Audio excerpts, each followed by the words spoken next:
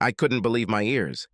But there they were, right in front of me, delivering the news with seeming concern for my well-being, but apparently without a fucking clue how it would be received. I may not have been emotionally demonstrative throughout my life, but just because I don't hide my feelings doesn't mean I don't have them. I have deep feelings. The pain was unbearable. It got worse and worse. Finally, everything went dark. Growing up in the Midwestern United States, I was always a quiet child. That's what my parents tell me, and that's what I at least partially remember. I've also always been reserved and cautious, at least by other people's standards.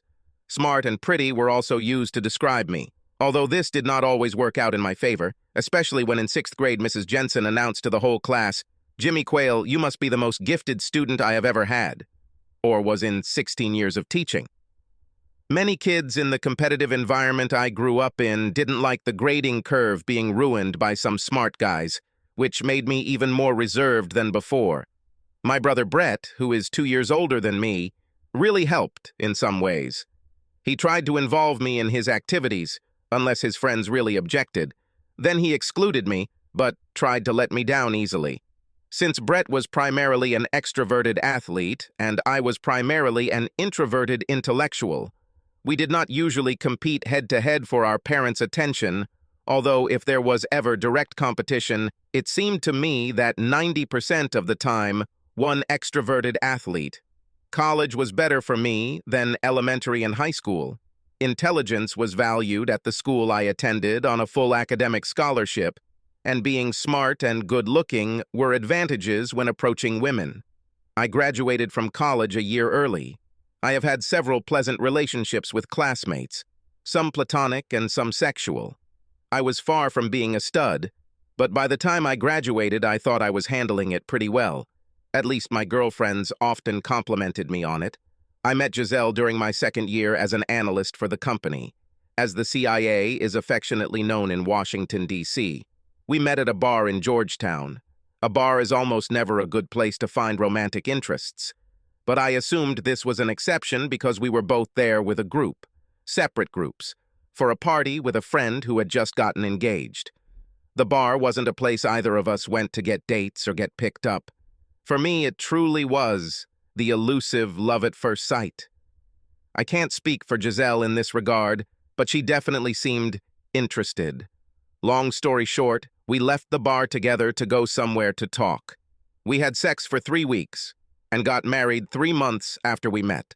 My first sex with Jazelle sealed the deal in my mind. This was our 4th date, and she was very friendly throughout the evening, despite her almost zero alcohol consumption. The way she pressed herself against me and the looks she gave me with her big brown doe eyes showed total submission. She never said anything like, "Let's have sex," or "I need you," or anything suggestive. Rather, she was giving every nonverbal signal imaginable that she was available. When we got to my apartment, she didn't take off her clothes or jump into my arms. Again, these were all available nonverbal cues. Whatever I wanted was mine, and I could take it.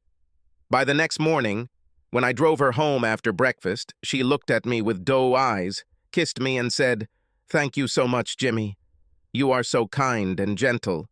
Do whatever you want to me, whenever you want, before you turn around and enter your apartment." Jazelle has never openly initiated sex, but she wasn't lying when she said she was available at any time. Jazelle's approach to sex wouldn't appeal to guys who like physically aggressive women, but she was perfect for me. Jazelle's parents died several years before I met her. Her only close, emotionally, not geographically, living relative was her sister, Michelle. She seemed completely devoted to Michelle and talked about her constantly. Michelle lived in Northern California and neither of them were wealthy, so they mostly communicated by phone, although Jazelle did fly out to visit Michelle twice in the 3 months between the time I met Jazelle and our wedding. Our wedding was small because Jazelle and I had to pay for it. Maybe only 30 guests. My brother Brett was my best man. He seemed to really like Jazelle from the second he met her, and in the few days that he and my parents were in town before the wedding, he told me several times that I was lucky. Michelle was Jazelle's bridesmaid. I only saw her for about 10 hours the weekend after the wedding, as she and Jazelle spent most of the time doing their girly things. There were no elaborate pre-parties, and Jazelle and I headed off to our honeymoon straight from the low-key reception. I was a little surprised by Michelle's appearance when I finally met her. She had thick glasses and a lazy look that is not easily seen in photographs of her. Jazelle did tell me that her eyesight was bad and she couldn't drive, but I didn't realize how bad it was until I met her.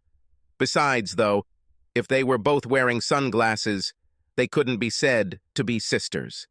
Michelle was nowhere near as pretty, and was probably 7 kilos heavier than Jazelle's lithe figure.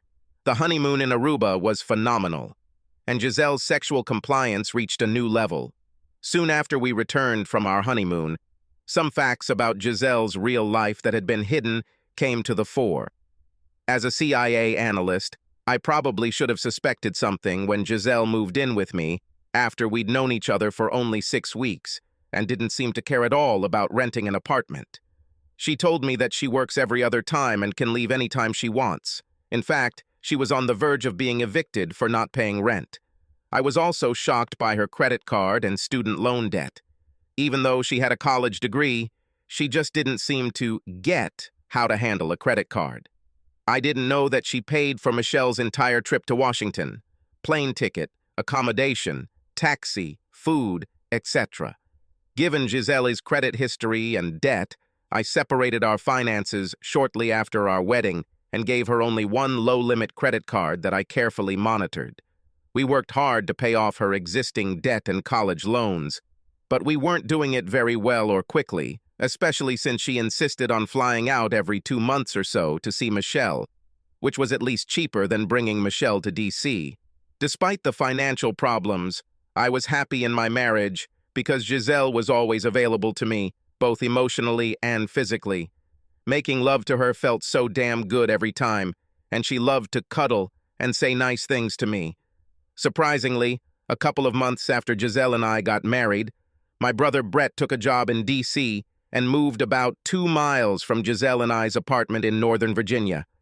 He visited occasionally and always seemed to enjoy our hospitality. Jazelle was really sweet to him, and I know he appreciated that she accepted him into our new little family so easily. We did end up running into a major problem when a loan that Jazelle had that I didn't even know about fell due about 6 months after we got married, and the bank that held it threatened legal action.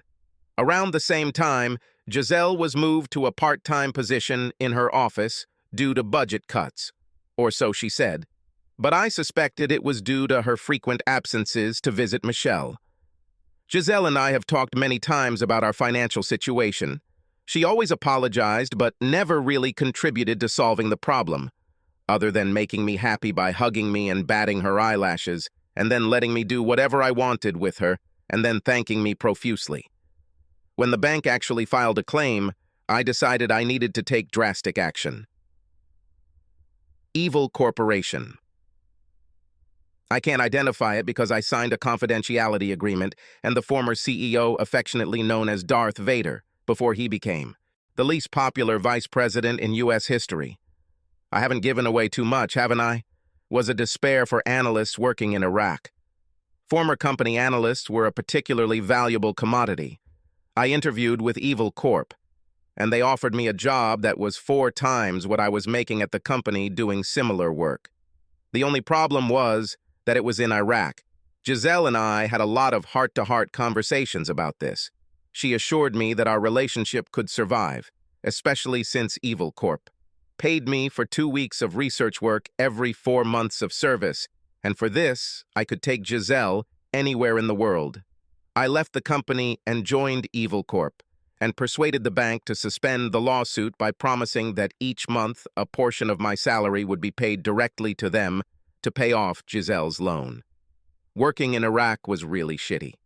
Although this involved analysis similar to what I had done at the company, I was in a dangerous area and could never even leave the building in which I worked and lived without an armed escort.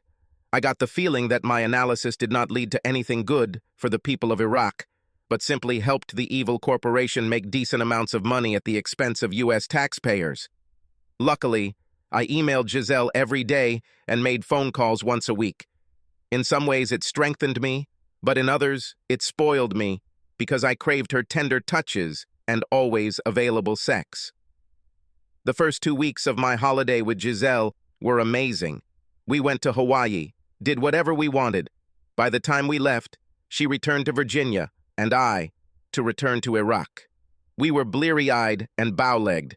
After only 5 months of work, I received a promotion at Evil Corp.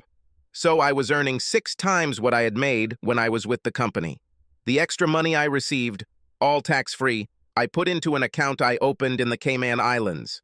Working and living conditions were still crap. My second 2-week vacation with Jazelle, after 8 months in Iraq, started out weird. We met in Athens and visited all the Greek islands. The first 2 days we spent in Athens, Jazelle was reserved, but since she was the same, ready to make love anywhere, anytime, anyway, by the time we got to Rhodes, I chalked it up to jet lag or general malaise. I assessed this differently than I would analyze data in my own work. On our last day in Mykonos, the last stop on our trip, we spent the entire day in bed testing our body's limits. Between my 8th and 12th months in Iraq, I noticed some strange things popping up in Jazelle's emails. When we talked on the phone and I broached the topic, she simply laughed it off. A couple of times when we were talking on what would have been mornings in Virginia, she would interrupt our conversations by going silent and zoning out for a while. She said she might have the flu or severe allergies. As my third 2-week vacation approached, Jazelle invited me to come home to Virginia for her. In fact, I was thinking the same thing myself. Our financial situation was now much better as my extra income allowed us to pay off almost all of Jazelle's debts, and I had over $50,000 in my account in the Cayman Islands. When I arrived at Dulles Airport, it was my father who greeted me, not Jazelle. "Dad, what are you doing here?" I asked, almost stunned. "Hi, Jimmy," he replied with a smile, but with a strange look in his eyes as he hugged me. "Mom and I were able to come to visit and wanted to surprise you. She, Jazelle, and Brett are waiting for you at your apartment." As we chatted on the way home, Dad was unusually circumspect. At some point, it seemed to me that he wanted to tell me something, but the words got stuck in his throat. Perhaps I didn't look at him as carefully as I should have, because looking back, I could tell he was nervous, bordering on panic, but I couldn't wait to see Jazelle.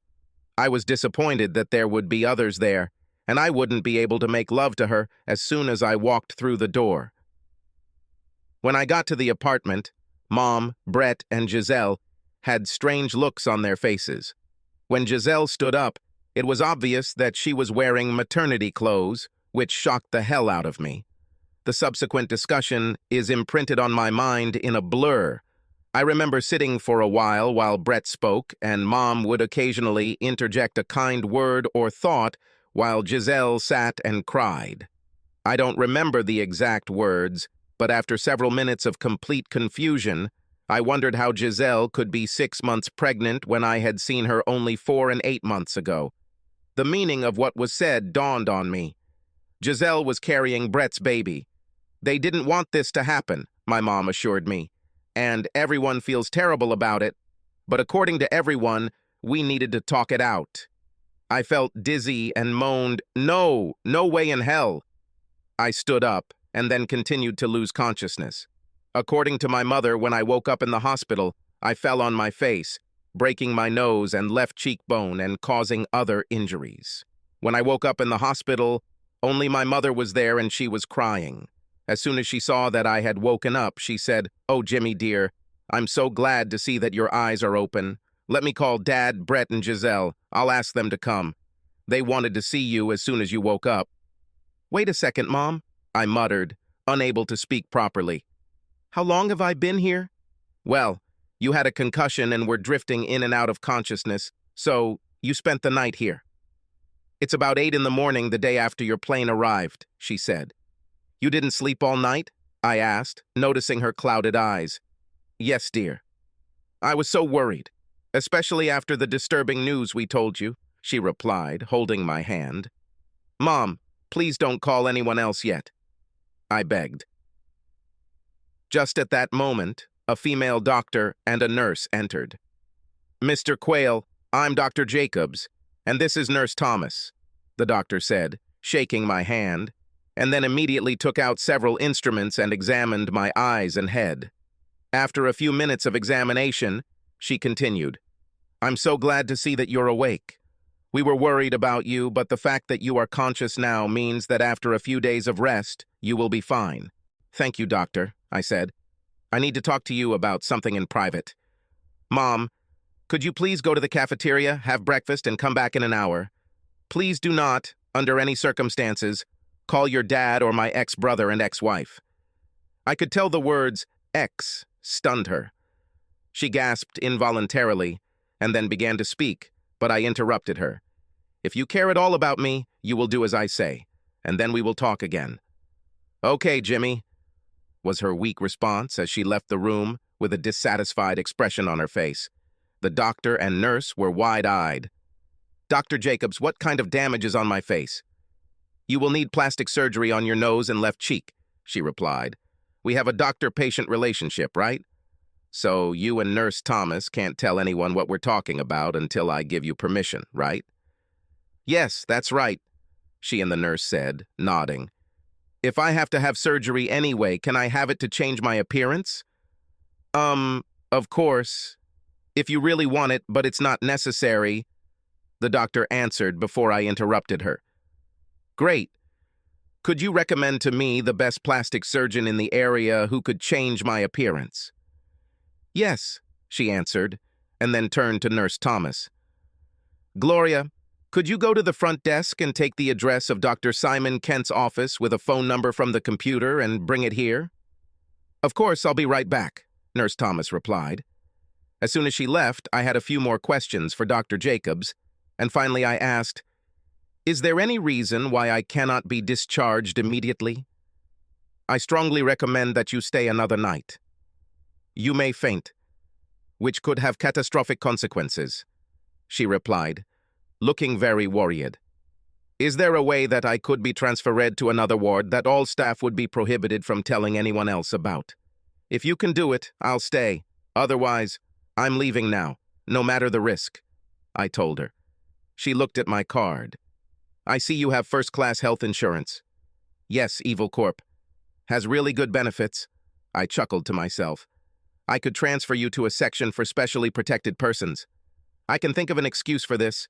In this wing, you can turn away all visitors, and they won't be able to get through security," she said. "Can you do this before my mom gets back?" I asked.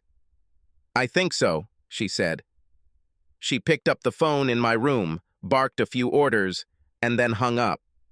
"The order will be here in 10 minutes. Just then, Nurse Thomas entered the room with the name of the plastic surgeon. Luckily, my wallet, cell phone, and other important items were in the fanny pack I was wearing and which I took with me to the hospital. I put Dr. Kent's information in my fanny pack and thanked the doctor and nurse. As promised, I was transferred to a section for specially protected persons, and at my insistence, they did not receive visitors. I stayed in the hospital for 2 more nights, just to make sure I would be fully functional when I left, and also because it was the perfect place to hide. Since Evil Corp, I paid the bill. I didn't care how much it would cost. By the middle of the first day, when I woke up, I was able to go into analyst mode and think clearly about what I was going to do. My emotional pain was the worst of my life by an order of magnitude, but I was able to temporarily block it because I had a mission. A mission to get out of my pathetic situation and take revenge on my ex-brother and future ex-wife. I didn't have to talk to anyone at Evil Corp for 11 more days. At that time, I would have quit, or completed a couple of projects if I could have done them in the US rather than in Iraq, and accomplished most of what I wanted to do. I rented a hotel room, made an urgent appointment through Dr. Jacobs with Dr. Kent, and went to see him. After a thorough examination, he assured me that he could restore me exactly as I was, or significantly alter me. I looked at a few examples from other people. I still wanted to be cute, even though I wanted to look completely different. I chose one and made an appointment for surgery the next day. Of course, Dr. Kent wouldn't make me exactly like the model face I had chosen, but very much like it and definitely cute. After surgery, I spent the night in the hospital and returned to my hotel room the next day. Only after the operation did I check my mobile phone. There were a lot of messages, mostly from my parents and 2 each from Brett and Jazelle. They all wanted to know if I was okay and to talk. The last message from my mom made her sound hysterical. Although I was unhappy that she and Dad were in my apartment with cheaters, I could imagine that she thought she wanted to comfort me and prevent a war between her children, so I sympathized with her a little. I called her on her mobile. "Hi, Mom. It's Jimmy," I said. She cried and then said, "Where are you, dear?" I worried so much. I thought maybe you were taken by the CIA or you died and the hospital didn't tell us, or... I cut her off.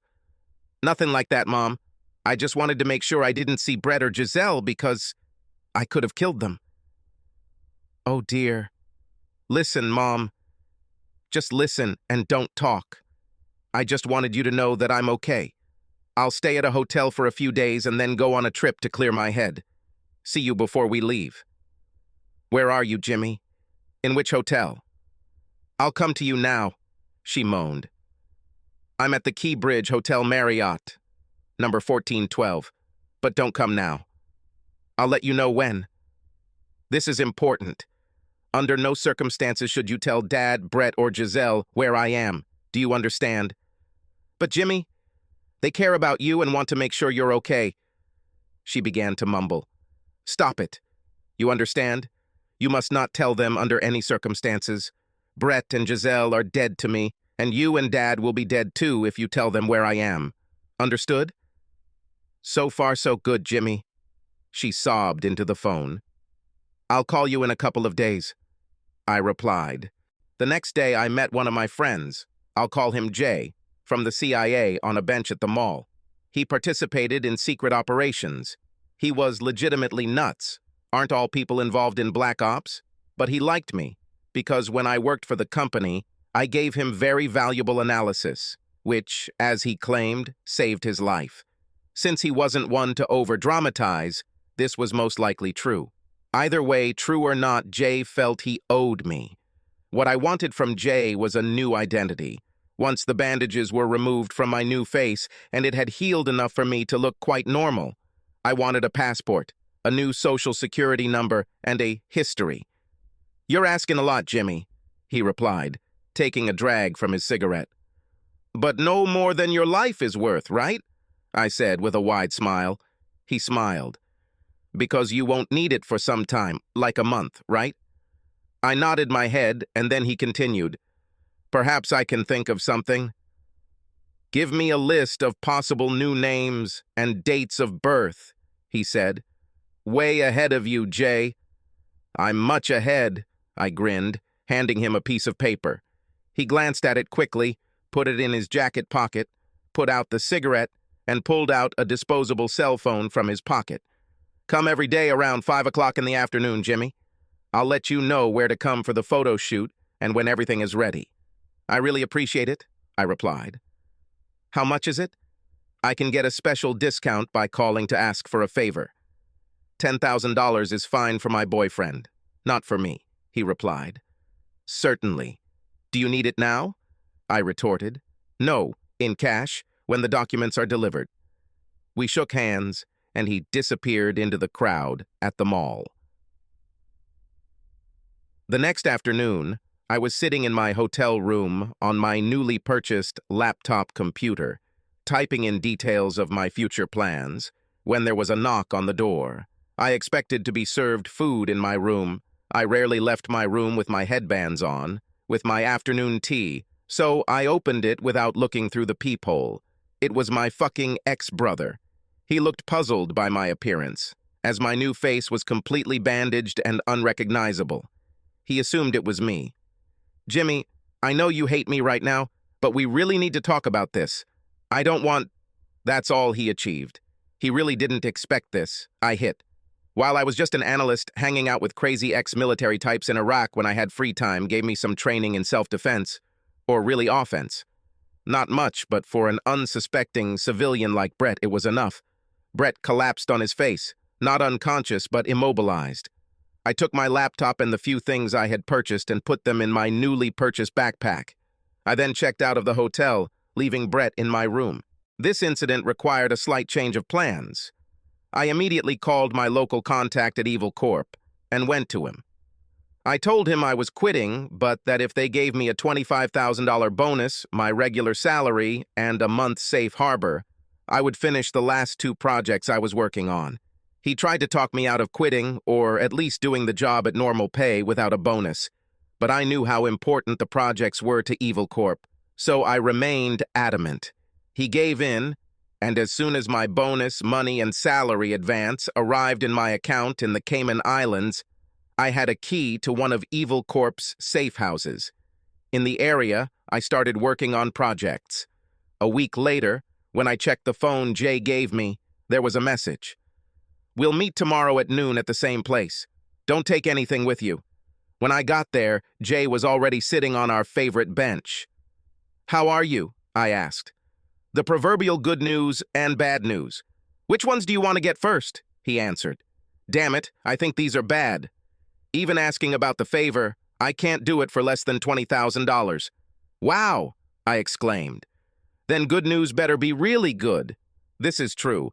As long as you are comfortable with the name Justin Reddy, I can get you documents and a story so good that even a talented analyst like you would probably never be able to get to the bottom of the truth. It even includes your fingerprints and DNA in Justin Reddy's file in the FBI database, but not in your file anymore," he replied with a devilish grin. "Hello, my name is Justin Reddy. Nice to meet you," I laughed, extending my hand to Jay. "Are you kidding me?" When Jay punched me, he snorted, "Unreal, ha. I was hoping for 80% protection for you, but instead you're getting something close to bulletproof. Now open your mouth and let me take a DNA sample," he continued, taking a sampler from his jacket pocket. As soon as he took his tampon from the inside of my cheek, he closed the container and said, "Same as before. Every day around 17 specify time and place for a photo shoot, paperwork, and money transfer." Within 3 weeks, I had a new and complete set of identification documents, a dossier with all the background information on Justin Reddy, and I had completed my projects for Evil Corp.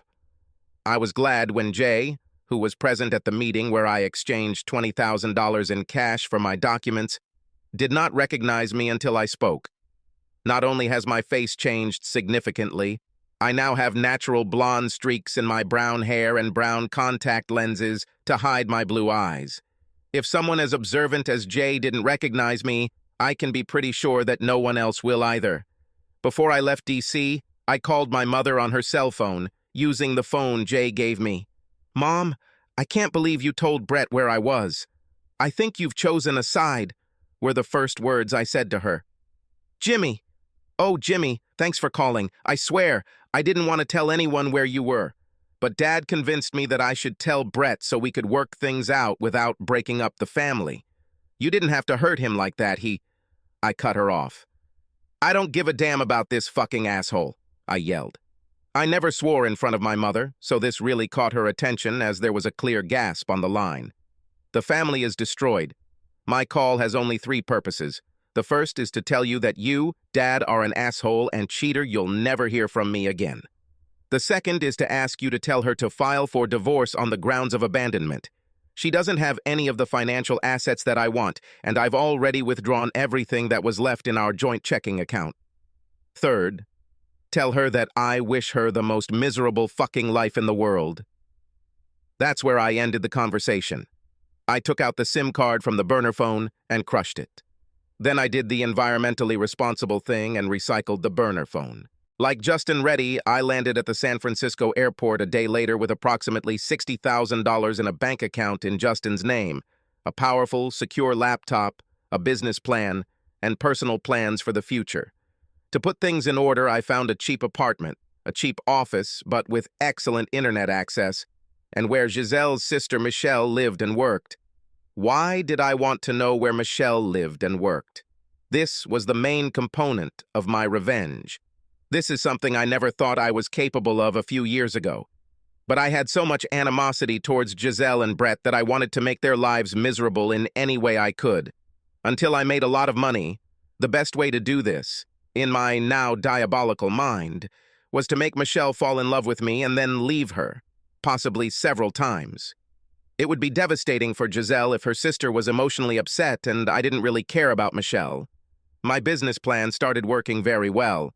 I offered to conduct a free exploratory research project for companies in the greater San Francisco Bay Area and analyze the data.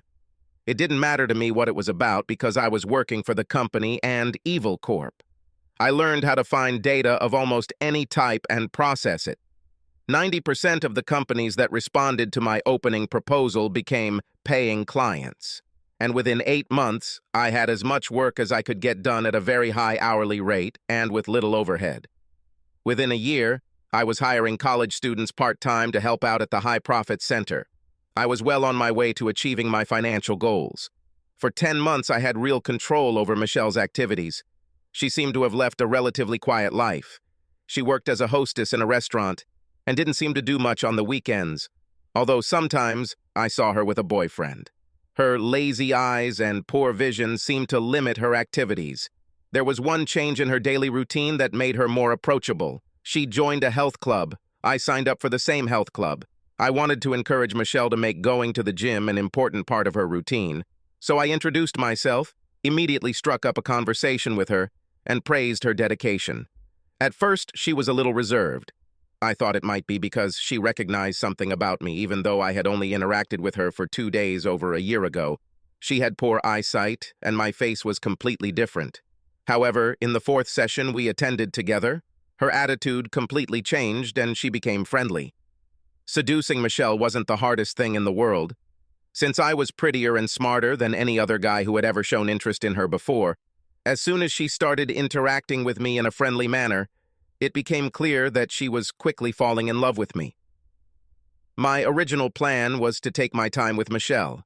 However, as I spent all my time building my business and figuring out her schedule, I was getting really excited.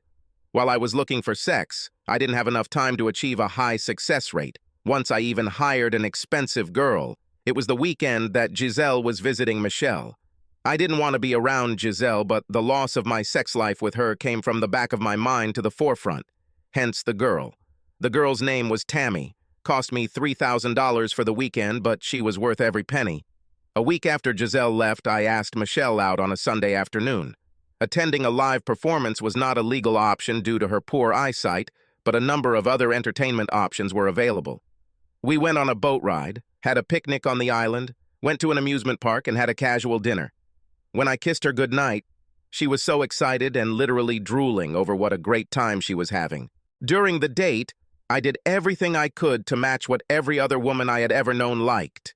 I knew it was working when Michelle gave me an admiring look at the club on the Tuesday after our Sunday date. Michelle's lazy gaze and thick glasses ensured that no one would mistake her for a pretty woman. However, her body was actually quite beautiful, and by the time of our first date, it was clear that it was getting better. I'd estimate that since she started going to the gym, she's lost at least 3 kilograms, where she wanted to lose them. And if she lost another 5 kilograms, most guys would consider that she has a great body. When I realized that I was having a hard time interacting with Michelle on the Wednesday after our date, when I got a good look at her breasts, when I noticed her doing a few lifts, I abandoned my take-it-slow plan and decided instead that it's time to have sex with her. That Sunday, we went on another nice date that included a late dinner. Neither of us were particularly hungry at our usual dinner time, so I invited her over to my house for a snack. She was almost flippant in her agreement. When I brought her to my apartment, I was left in no doubt about what I wanted. "Michelle, I lied to you so you would come to my house," I said, taking off her glasses just seconds after the door to my apartment closed. "The snack that interests me is you." Her responses to this weren't smooth, but that didn't matter. She didn't resist at all, but was clearly hesitant about what to do, so I completely took the initiative into my own hands. Michelle was in no condition to go home afterwards and did not express any desire to do so. I really enjoyed making love to her. The next morning, after we both did our business in the bathroom and then took a shower together, she stared at me with that weird, lazy look and giggled, "Thanks, Justin.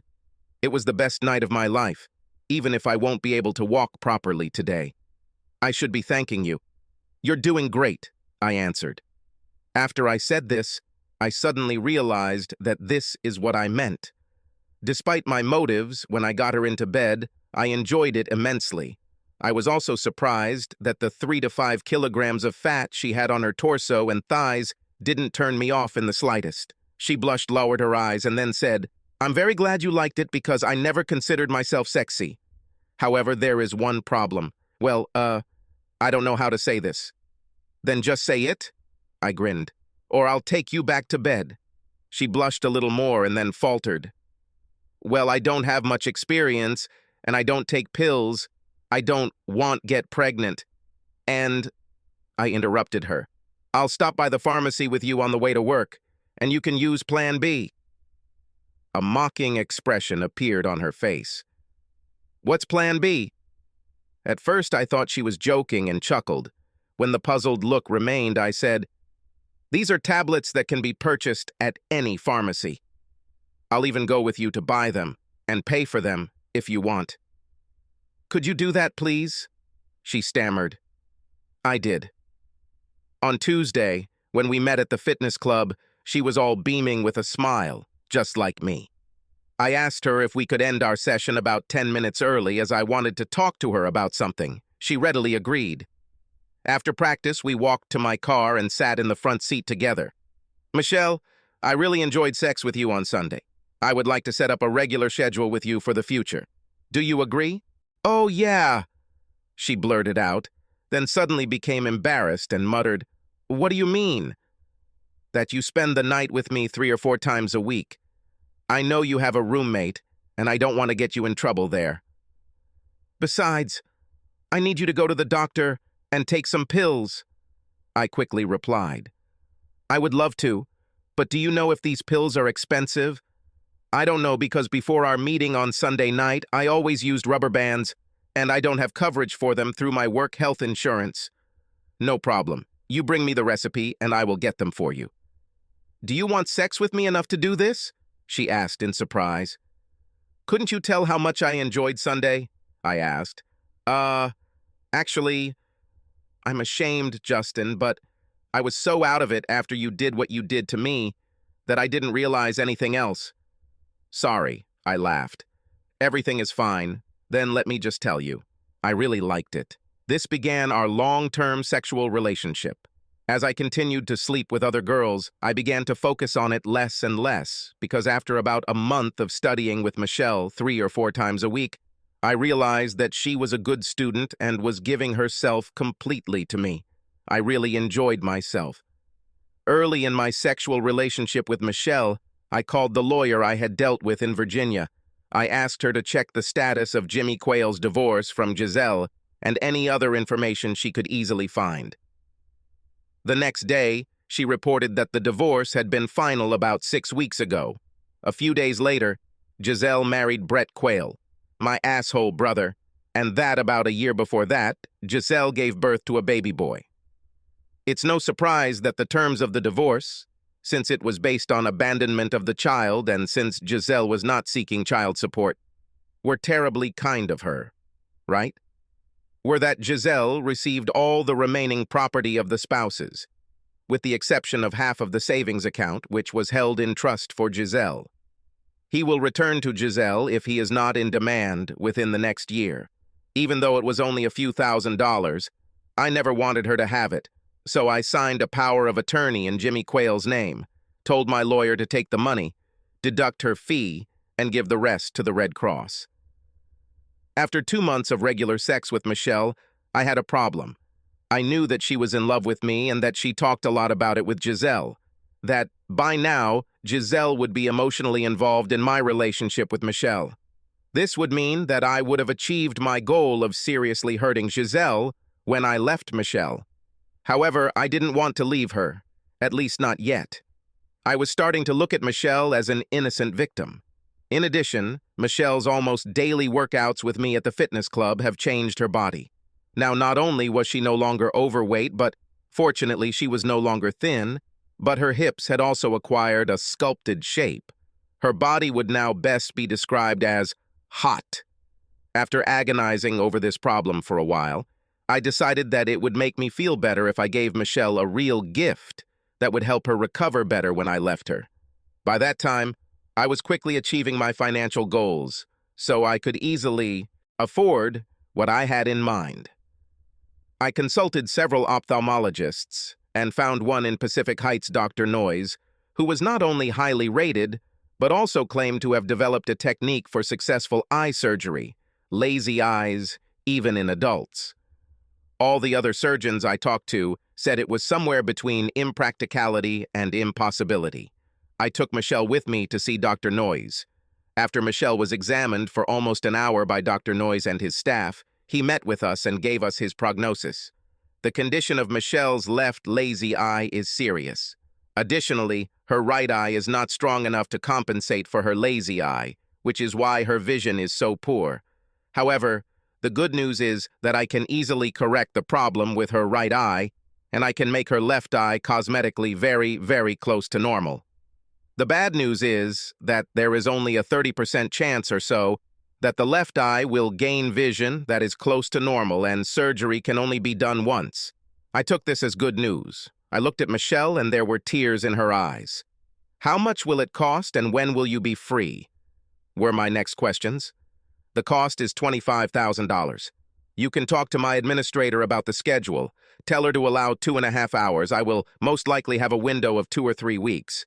Wednesday and Thursday are my normal surgical days, Dr. Noyes replied.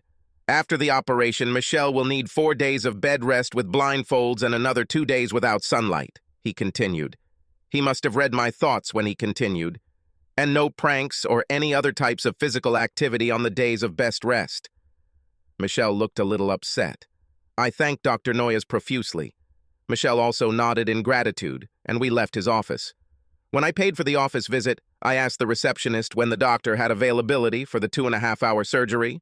Looking at her book, she said, Wednesday, 2 weeks starting tomorrow at 8:00 a.m., or 3 weeks starting this Thursday at 11:00 a.m. are the next 2 possibilities. However, you will need to let me know by tomorrow to make sure you get one of these dates, and the doctor will require $10,000 up front. I thanked her, and we left. Michelle was silent as we walked to the car, but as soon as we got in, she started yelling at me for the first time in our relationship. How could you be so cruel, she exclaimed, to bring me there to give me hope of improving my condition, when I can't afford such an operation? I'd rather remain in the dark about this. I learned to live with my limitations. She began to sob hysterically, covering her face with her hands. I grabbed both her wrists tightly and pulled her arms down to her sides. You are going to have an operation, and I am paying for it. So stop whining and take time off during your surgery and recovery. With these words, I let go of her hands, started the car, and drove away. Michelle's tears soon stopped, but she remained silent until we reached her house. I believe this is your stop, I said with a hint of resentment in my voice. Justin, I'm sorry I yelled at you and said what I did. However, I cannot afford you to pay for the operation. I just cannot. I leave you no choice, I answered in a stern voice. If you don't have the operation, I will never be with you again. Don't test me on this, because you'll know I'm serious. Then I said something that surprised even myself, certainly something that came from my inner soul and was certainly not a conscious thought. I want everyone else to see how beautiful you are, and your current appearance prevents that. We were both shocked by this statement, but I quickly followed it up. By the time I pick you up tomorrow to come to my house, you will get time off from work and tell me which of the 2 dates that the secretary gave us. The best. Michelle was stunned. I couldn't tell if she was happy and her shock was masking it, or if she was angry. Either way, she got out of the car without saying a word and walked into her apartment without looking back. When I returned to work, my head was in chaos. I still had the concept of a gift in my mind to ease my conscience before I left her to hurt Jazelle, but then deep down I wondered if I really wanted a real relationship with Michelle and find someone else's way to get revenge on Jazelle. When I picked Michelle up for one of our planned get-togethers on Wednesday night after she got off work, she had a smile on her face. Well, have you agreed? On time off from work during the operation and recovery? I asked, with a stern expression on my face. I still can't believe you're going to do this, but yes, I did it. If you still want to do this, we can make an appointment in 3 weeks, starting tomorrow. However, you have to understand one thing, she giggled. What is this? I asked. I'm going to do everything I can to fuck you so hard today that you might need another operation in the future, she growled, then giggled after a pause. I'll take the risk, I answered. That night, Michelle really tried to do everything possible and impossible. The next morning, I was completely devastated. As I walked from the bedroom to the living room of my apartment, as we prepared to leave the next morning, I noticed her quickly pull something out from under her dress and put it in her travel bag. What is this? I asked. Oh, nothing, she blushed. Let me see, I said jokingly. No, this is personal. She resisted, trying to pick up her bag. I grabbed the bag from her and held it high away from her while she protested and tried to get it. Fighting her off, I reached into her and pulled out a purple device. What is this? I grinned. With a red face and a completely embarrassed look, she replied, It's called a Kegel machine. This is a simulator that helps develop the pelvic floor muscles. I want to be better in bed for you. Suddenly, a light bulb went on in my head. I smiled to myself, but outwardly tried to keep a calm expression on my face. I returned the Kegelmaster to her bag, handed the bag to her, and said without emotion, It works. I held her hand as we walked out the door. I made an appointment for surgery that same day at Dr. Noy's office and sent them a check for $10,000 as down payment. I was blissfully happy as Michelle continued to go out of her way to surprise me over the next 2 weeks. She actually asked if she could just move in with me until the surgery was over, after which she would move back to her apartment. I readily agreed. I was treated so well over the next 2 weeks. Her Kegel exercises using the machine had increasingly beneficial effects that I almost forgot about Jazelle's revenge. And then the shit started. After a truly unforgettable evening where we sat facing each other, Michelle hit me with it. Although my roommate Katie will be able to help me a little while I recover from eye surgery, I need more help than she can provide. So I have arranged for my sister Jazelle to come visit me along with her 16-month-old son James. She can't wait to meet you either. What? Was my stupid response as I tried to wrap my head around the fact that the bitch Jazelle named the son she had with my asshole brother after me. Wouldn't you like to meet Jazelle? She asked shyly. We had a tense conversation for the next few minutes. Of course, there was no way I could just say no, but I definitely didn't like it. Even though my appearance had changed so much that there was no chance of her recognizing me, and since my body had become muscular enough from going to the health club almost daily with Michelle that it wouldn't be easy to recognize, at least clothed, I was still very worried. My voice didn't change, and perhaps I had some mannerisms that I didn't even know I had that might give me away. While I was worrying about this, Michelle gave me an even worse idea. I was thinking, Justin, could you please rent a bed and crib so Jazelle can stay here with you in the living room of your apartment? My roommate can help me in any emergency at night, but our apartment is too small to accommodate them. How about a hotel instead? I quickly replied.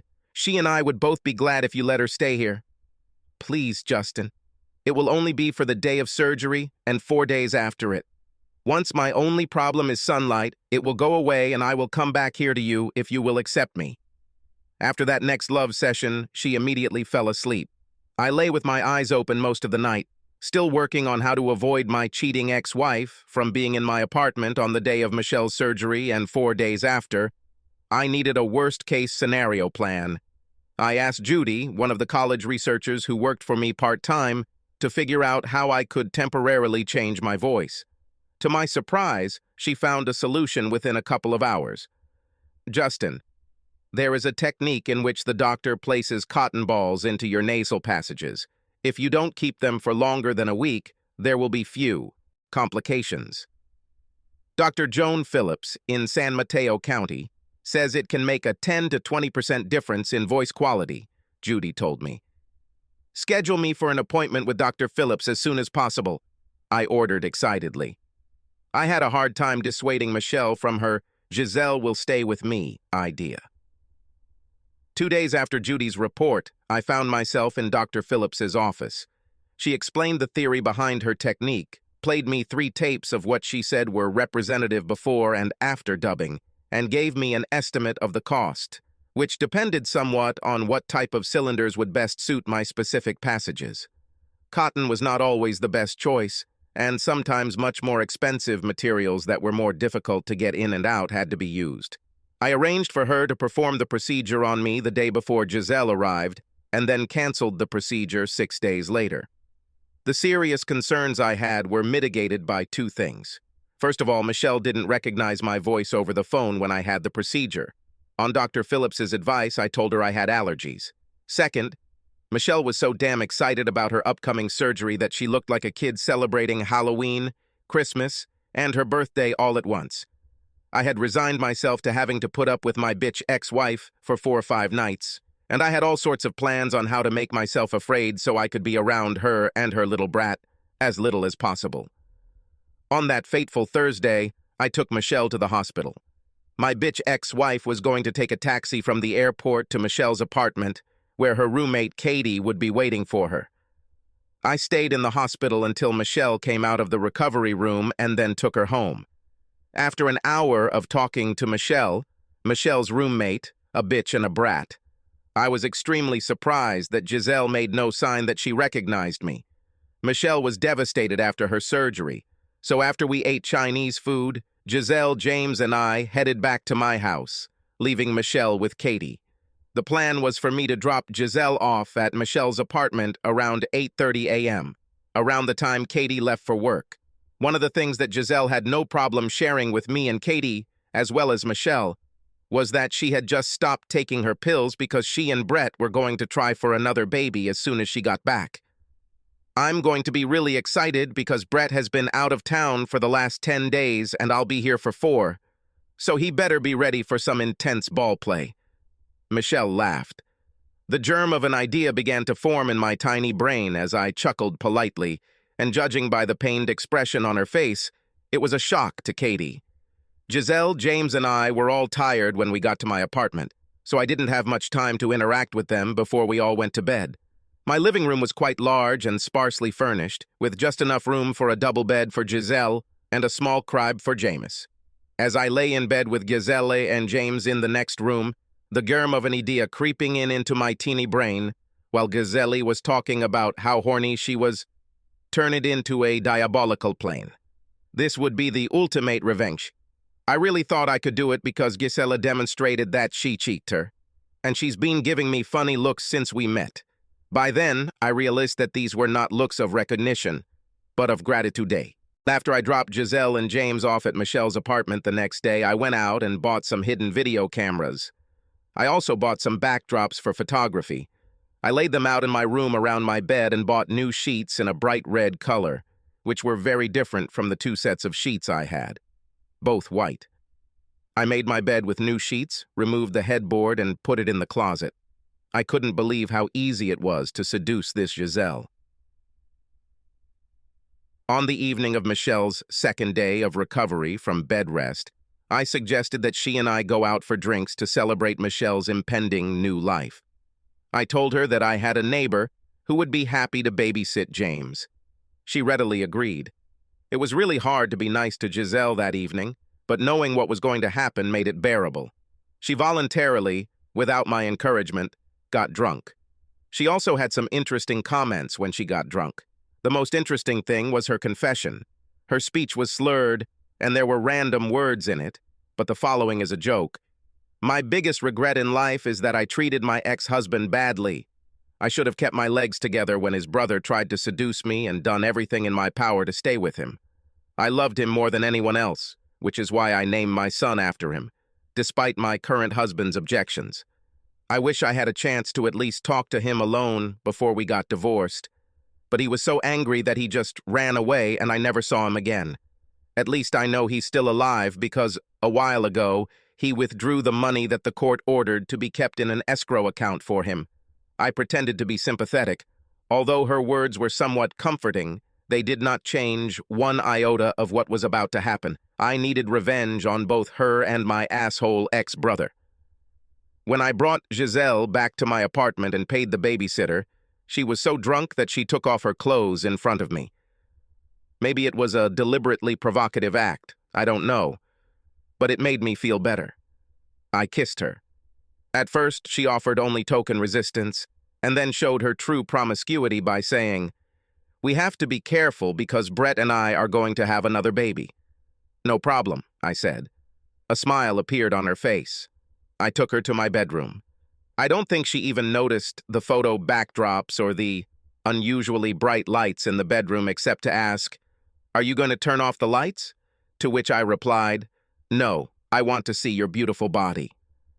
This satisfied her. I put on a show. We made love. That's right. I didn't use protection that night. Then I took a shower. By the time she woke up the next morning with a massive hangover, the photo screens had been removed, the red sheets had been replaced, and I was acting completely carefree. After we had breakfast, she tried to kiss me. I stopped her, feigning surprise. "Hey, Jazelle, you don't want Michelle to be mad at me for kissing you, do you? After last night, are you worried about the kiss?" she asked, completely confused. "Last night? What about last night?" I asked, pretending to be amazed. Jazelle was truly amazed, and she didn't have to pretend.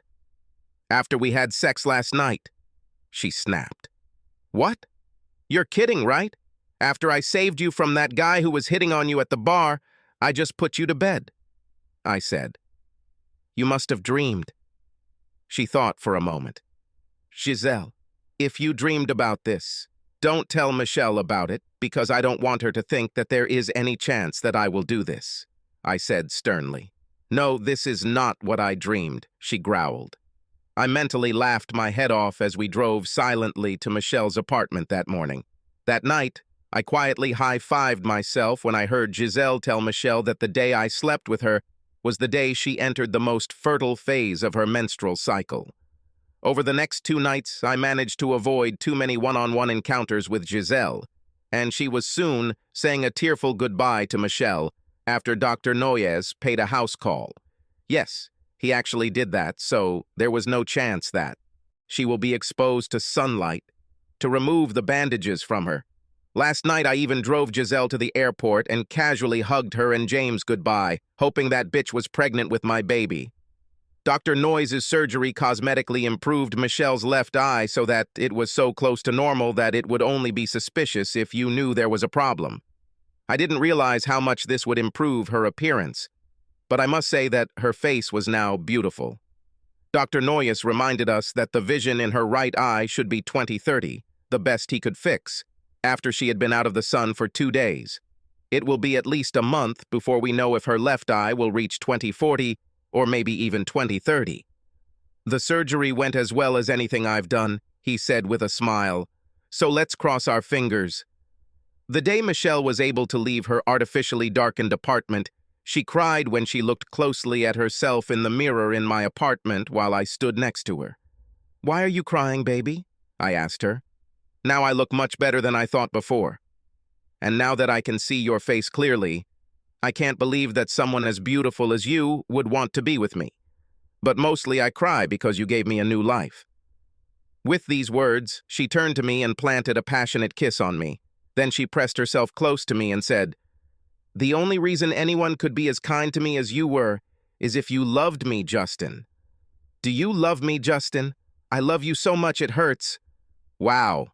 I probably should have been prepared for this, but I wasn't. However, I quickly came to my senses and said, "Yes, Michelle, I love you," and then kissed her. My reasoning for this was twofold. First, I wanted her to believe it because Jazelle's pain would be even worse if I left her. Secondly, I may actually be in love with her, despite my attempts not to. After a few minutes of kissing, Michelle led me to the bed. "I was a bad girl while I was recovering," she said, pouting her lips. "How did you manage that?" I asked. Despite Dr. Noy's warning not to exercise, I use the machine twice a day. "I really believe I can squeeze a banana now," she giggled. Let's try, I said excitedly. By 5 months after Michelle and I had our first post-op sex, a lot had happened. Michelle's vision in her right eye became 20/30. In the left eye, it reached 20/40. With contact lenses, her vision could be corrected to 20/20 in both eyes, and she looked great. Sex with Michelle, both because of her exercise and because of the great true love she had for me, was incomparable. I couldn't imagine how it could be better in either quality or quantity. I had to admit to myself that I was in love with Michelle and asked her to marry me. She screamed, "Yes, yes, yes," as I put the ring on her finger. Brett received an anonymous DVD of his wife Jazelle cheating on him by some guy in red sheets. My face was a blur of pixels, and nothing in the background of the photo, the bed, or the sheets connected it to me. I learned the following juicy details from my sexy fiancé. Brett's trip while Jazelle was visiting San Francisco was extended for another 5 days. She was now clearly pregnant, and if she hadn't gotten pregnant the very day Brett returned, a couple of days past his fertile peak, then it was most likely my baby. Brett and Jazelle didn't get along well and were probably getting divorced. Apparently, Brett didn't like the DVD. I guess he had no problem with my wife having sex, but when someone else did it, it was a big problem. The bigger problem for both of them was that they didn't have much money and their finances were in dire straits. Difficult enough for my mom and dad to help them, despite their advanced age and their own limited means. Michelle no longer worked as a hostess at the restaurant. She takes college courses part-time while helping me at work. It turns out that her eyesight was the only thing that hid a truly sharp mind, and she dove into research like a duck to water. My business is thriving. Now that I've gotten my revenge and I'm a much better man than I was before, I actually sometimes thank Brett and Jazelle for being the assholes they are. Subscribe to our channel so that your second chaff doesn't cheat on you, and go ahead and listen to the next story, because this story is nothing compared to the next one. If you're under 18, don't even think about listening to the next one.